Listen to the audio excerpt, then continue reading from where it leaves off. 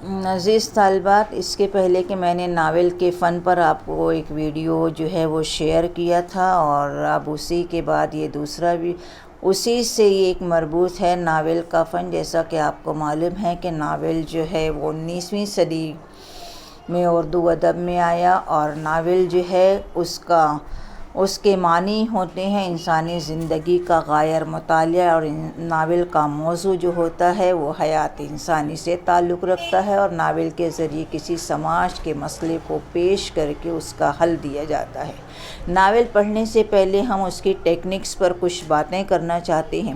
سب سے پہلے تو ناول کا فن یعنی پلاٹ، کردار نگاری، مکالمہ نگاری، منظر نگاری، 3 وحدتیں، وحدت عمل، وحدت زمان، وحدت مکان، نقطۂ عروج اور انجام، یہ وہ تمام اجزاء ہیں جو ایک ناول کے لیے لازمی قرار دیے جاتے ہیں۔ ناول کا پہلا جز جو ہے، پہلی ٹیکنک جو ہے پلاٹ ہے۔ پلاٹ اس کو کہتے ہیں جس میں کہانی کے چھوٹے بڑے واقعات کی ترتیب کا نام پلاٹ ہوتا ہے۔ گھٹا ہوا پلاٹ جس کی دلچسپی میں کمی آ جاتی ہے۔ ڈھیلا پلاٹ میں قصے اتار چڑھاؤ کے سہارے آگے بڑھتے ہیں۔ ناول کے پلاٹ کو مربوط ہونا چاہیے، اور پلاٹ کو آہستہ آہستہ فطری نقطے کی طرف بڑھنا چاہیے۔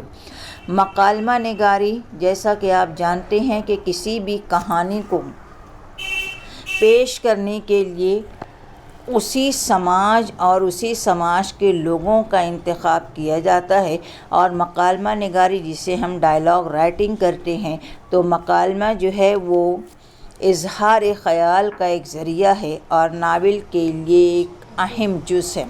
مکالمے کا فطری ہونا ضروری ہے۔ اس میں عمر و رشتہ، طبقات اور جغرافیائی خیالات کا خاص خیال رکھا جاتا ہے۔ مکالمے کی خوبی یہ ہوتی ہے کہ وہ کرداروں کے ذہن کی مکمل ترجمانی کرے۔ ذہنی صلاحیت، وہ کس سماج، کس طبقے سے تعلق رکھتا ہے، اس سماج کے رسم و رواج، زبان، تہذیب کی عکاسی کرے۔ اس کے بعد آتے ہیں ہم کردار نگاری پر، تو کردار نگاری اور مکالمہ نگاری دونوں ایک دوسرے کے لیے لازم و ملزوم ہیں۔ کردار نگاری، جسے ہم کیریکٹر کہتے ہیں، کہ ناول کے کردار انسان ہوتے ہیں اور یہ حقیقت سے قریب ہوتے ہیں۔ کچھ کردار مکمل اور کچھ فلیٹ ہوتے ہیں۔ کردار کہانی کو آگے کی طرف لے کر جاتے ہیں، اور جیسے جیسے کہانی آگے بڑھتی ہے، ناول نگار کو اپنا نظریہ جو ہے وہ صاف دکھائی دیتا ہے، اور اس طریقے سے کردار وہی اخذ کیے جاتے ہیں جو اس کہانی، اس سماج، اس طبقے سے تعلق رکھتے ہوں، تاکہ اس ناول میں کہانی جو ہے وہ زندگی کے حقائق کو صحیح طریقے سے پیش کر سکے۔ اس کے بعد جو سب سے اہم آتا ہے، جسے ہم منظر نگاری کہتے ہیں، تو ناول کے تاثرات میں اضافہ جو ہوتا ہے وہ منظر نگاری کے ذریعے ہوتا ہے۔ قصے کے اعتبار سے ماحول کا پس منظر ہوگا۔ تاریخی ناول میں پس منظر نگاری کی بڑی اہمیت ہوتی ہے۔ عزیز طالبات، آپ جانتے ہیں کہ پریم چند نے جتنے بھی ناول لکھے ہیں، ان کے تمام تر ناول جو ہے وہ دیہی زندگی کی عکاسی کرتے ہیں۔ ناول جس وقت وہ لکھتے ہیں تو وہ اسی دیہاتی زندگی، ماحول، اسی دیہات کے تمام تہذیب اور ثقافت، مذاہب، رسم و رواج کو بڑی اچھی طریقے سے پیش کرتے ہیں، اور یہی وجہ ہے کہ جب ہم ان کے ناول پڑھتے ہیں تو ہم خود ناول کے ساتھ اس جگہ پہنچ جاتے ہیں۔ ناول کی منظر نگاری جو ہے وہ تاثرات میں اضافہ کرنے کے لیے بہت ہی ضروری ہے۔ ناول جو ہوتا ہے اس میں ایک نقطہ یہ آتا ہے جو 3 وحدتیں کہلاتی ہے۔ 3 وحدتوں سے مراد یہ ہے کہ وہ ناول کس جگہ وقوع پذیر ہوا، کس زمانے میں ہوا، اور وحدت عمل کے اس کے کرداروں میں تضاد ہے یا نہیں ہے، یا تمام کردار جو ہیں ایک دوسرے سے مربوط ہیں۔ وحدت مکان، ناول کا پلاٹ کسی ایک مرکز کے گرد گھومنا چاہیے۔ کہانی کا بار بار ہٹنا ناول کی کمزوری سمجھا جاتا ہے۔ وحدت زمان، ناول کے وقت کا تعین کہانی کے اتار چڑھاؤ پر منحصر ہے۔ کتنا عرصہ لگے گا، کتنے وقت میں کہانی مکمل ہوگی۔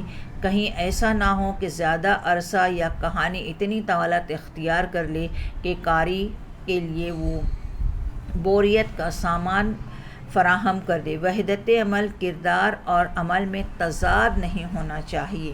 یہ بہت ہی ضروری ہے۔ جب کردار اور عمل ایک دوسرے سے ہم آہنگ ہوتے ہیں تو یہاں پر کردار نگاری اور کہانی میں ایک قسم کا تاثر پیدا ہوتا ہے۔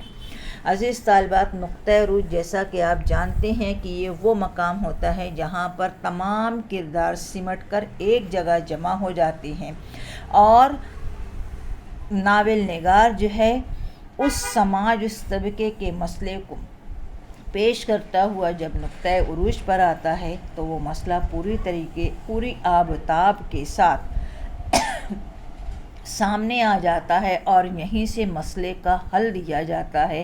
نقطۂ عروج وہ نقطہ ہے جہاں پر ناول نگار کامیابی کے ساتھ ناول کی آخری کڑی یعنی انجام تک پہنچتا ہے۔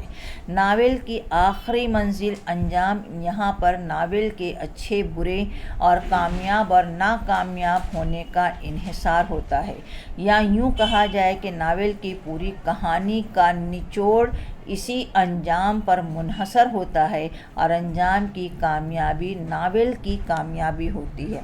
عزیز طالبات، پورے ناول میں ایک چیز جو ہم نے دیکھی ہے وہ یہ ہے کہ ناول کا کلائمیکس، پلاٹ کے ابتدائی حصے میں ناول نگار کرداروں کو روشناس کراتا ہے۔